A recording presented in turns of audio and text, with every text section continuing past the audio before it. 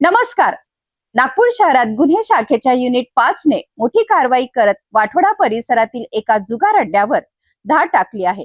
या कारवाईत 9 आरोपींना ताब्यात घेण्यात आले असून तब्बल 22 लाख रुपयांहून अधिक किमतीचा मुद्देमाल जप्त करण्यात आला आहे. पाहूया हा संपूर्ण रिपोर्ट. गुन्हे शाखा युनिट 5 ने वाठोडा पोलीस ठाण्याच्या हद्दीत छापा टाकत महाराष्ट्र जुगार कायद्यान्वये ही कारवाई केली. पोलीस कारवाई दरम्यान 9 आरोपी पैसे लावून ताश पत्त्यांचा जुगार खेळताना आढळून आले.